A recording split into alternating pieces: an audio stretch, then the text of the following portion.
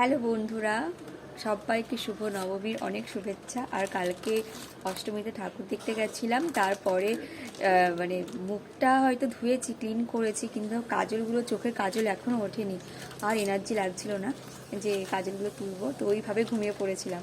আর কালকে আর সকালবেলার থেকে হাসাহাসি হচ্ছে, আমি দিদার জন্য একটা আইসক্রিম এনেছিলাম, তো মা বলছে এটা আইসক্রিম না পেপসি।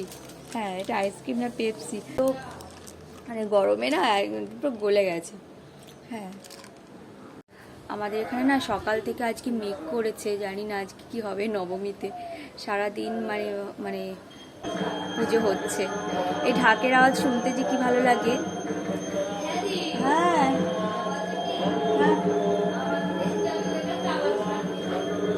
চুপ কর।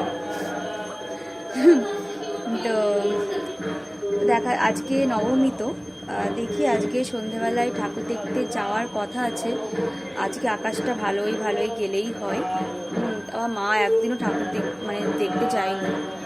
একদিন ডাক্তারের কাছে গেছিলো, তো সেই দিন একটু দেখেছিল। আমার কথা কি শোনা যাচ্ছে? আমি না ঘুম থেকে উঠেছি, গলার থেকে সাউন্ড বেরোচ্ছে না জোরে। একটু বেলা হলে আবার তখন বিশাল আমার গলার আওয়াজ হয়। সবাই ঘুম থেকে উঠেছি তো। সকাল থেকেই না আকাশে মেঘ হয়ে রয়েছে, যখন তখন বৃষ্টি আসবে। আজকে তো নবমী, ঠাকুর দেখতে যাওয়ার ইচ্ছা আছে, তো দেখা যাক কি হয়। আর নবমী বলে ছোটো মামাকেও আসতে বলা হয়েছিল, কারণ মামি বাড়িতে নেই, সেই জন্য মামাকে আমাদের বাড়িতে আসতে বলেছিলাম। আর মেজো মামা তো এমনিই আসবে, যেহেতু দিদা এখানে রয়েছে। সবাই খেতে বসে গেছে, কিন্তু আমি আজকে এখন খাবো না। তার কারণ হলো, আজকে ওই একটু বেলা করে খেয়েছিলাম, ওই 11:30-12টার সময়। তো সেই জন্য না এই দুপুর টাইমে 1-1:30 বাজে এখন, আমার একদমই খেতে ইচ্ছা করছিল না। তো মেজো মামা এসেছিলো প্রায় 3:30-র দিকে, তো তখন আমি মামার সাথে বসে খেয়েছিলাম। কানে দুল তেমন পরি না, যেহেতু আজকে একটু চুড়িদার পরার ইচ্ছা, তো সেই জন্য মা বললো একটা কানের দুল পরতে। তো আমার ইচ্ছা করছিল না সোনার দুলটা খুলে পরতে, কারণ সব সময় না 12 মাসের জন্য আমার এই দুলটাই কানে থাকে। তো দেখো তো আমাকে এই দুলটা পরে কেমন লাগছে। আমার মা তো বললো ভালো লাগছে, বোনও বললো ভালো লাগছে, কিন্তু আমার নিজের কাছে না কেমন কেমন লাগছিল, যেহেতু পরা হয় না। তো তারপরে আমাদের টোটো চলে এসেছিল, আর ওইদিকে তো মা প্যান্ডেলে ঠাকুর প্রণাম করতে গেছিলো। তো মাকে তাড়াতাড়ি করে ডেকে আনতে গিয়ে দেখো একজনের সাথে তো ধাক্কাই খাচ্ছিলাম। তারপরে স্টেশনের কাছাকাছি একটা প্যান্ডেলের কাছে এসেছিলাম, সেটা আগের দিনও তোমাদের ভিডিওতে দেখিয়েছিলাম। এই প্যান্ডেলটা যেহেতু আগে আমি দেখেছি, তাই আমি আর যাইনি। তো মা গেছিলো, মায়ের সাথে বোনও গেছিলো, আমি আর ঢুকিনি প্যান্ডেলটায়। আমি আর বাবা বাইরে দাঁড়িয়েছিলাম। একই প্যান্ডেল বারবার দেখতে ভালো লাগছিল না। তো তারপরে তো অন্যদিকে যেতে গেলে আমাদের প্ল্যাটফর্মটা পার হতে হবে। তো আমরা প্ল্যাটফর্ম পার হয়ে অন্য লাইনে যাচ্ছিলাম, তখনই একটা কাকুর সাথে দেখা, আমাদের পরিচিত। তো সেই কাকু আবার আমাদের একটা করে আইসক্রিম কিনে দিল, তো সেটাই খেতে খেতে যাচ্ছিলাম। আর যেদিকে যাচ্ছিলাম ওই প্যান্ডেলটাও আমার দেখা ছিল। তো মা যেহেতু দেখেনি, তো মা তো দেখবে, তাই আমরা বাইরে দাঁড়িয়েছিলাম, আর মা ভিতর থেকে দেখে এসেছিল। আর এরকম ছোটোখাটো অনেক ঠাকুর ছিল, যেগুলো আমরা টুকটাক দেখেছি, আর সবগুলো তো দেখানো সম্ভব হচ্ছে না। আর এই দেখো আমার মাকে সাজিয়ে দিয়েছি। মা সাজতে চায় না, এই পুজোর দিন একটু কোথাও বিয়ে অনুষ্ঠান হলে তখন একটু মাকে সাজিয়ে দেওয়া হয়। আর এই লাইটিংয়ের নিচে দিয়ে না হাঁটতে খুব ভালো লাগে। তো এই প্যান্ডেলটাও তোমাদেরকে ভিডিওতে দেখিয়েছিলাম আগের দিন, এটার মধ্যে ভালোই হয়েছে, ঠাকুরের মুখটাও কিন্তু খুব মিষ্টি ছিল। তারপরে চলে আসলাম আমাদের এখানকার একটা প্যান্ডেল, এটা বেশ বড় হয়েছে, প্রতি বছরই এখানে বড় করেই প্যান্ডেলটা হয়। তো ভেবেছিলাম এখানে ঢুকতে পারবো না, কারণ অনেক লাইন হয়।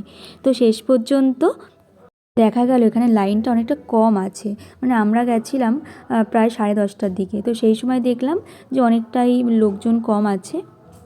তো সেই জন্য আমরা কি করলাম, লাইনে দাঁড়িয়ে পড়লাম, আর ভালোভাবে প্যান্ডেলটা দেখেও আসতে পারলাম, কারণ মায়ের তো শরীরটা অসুস্থ। তো সেই জন্য ভেবেছিলাম যে ওপর দেখে চলে আসবো, কিন্তু মাও বললো যে না, লোকজন কম আছে, চল আমরা দেখেই আসি। তো সেই জন্য আমরাও ভিতরে ঢুকে গেলাম।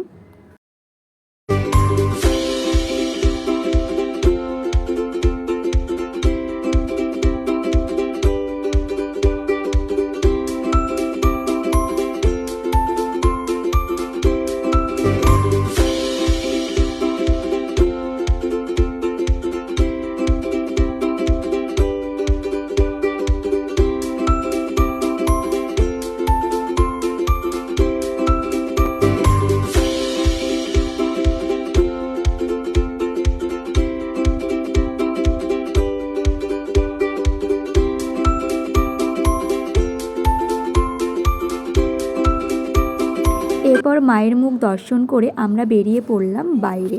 আমরা 1 প্লেট করে মোমো খেলাম, কিন্তু টাকাটা পুরো বেকার জলে গেল। মোমোর মধ্যে কোনো চিকেন ছিল না, শুধু মনে হয় ময়দার ওই ডোটাই আমরা খেয়েছি। তারপরে বোন লস্যি খেলো, আমি খাইনি। আসার সময় দেখো বেলুনগুলো কত ভালো লাগছিল দেখতে, মানে এগুলো মনে হচ্ছিলো একটা কিনে নিয়ে যাই, কিন্তু কেনা হলো না। ছোট ছোট বাচ্চারা কি সুন্দর কিনছিল, আমাকে মা কিনে দেয়নি। তারপরে চোখে পড়লো আমার সব থেকে প্রিয় খাবার।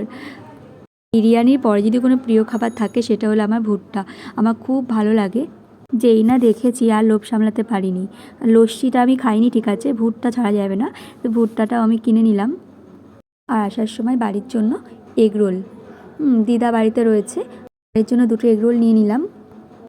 আর মা আইসক্রিমও কিনে নিল। তো এটা খেতে খেতে আমরা বাড়িতে গেছিলাম। আর নবমীর ব্লগটা কিন্তু এই পর্যন্ত, দেখাবে নেক্সট ব্লগে।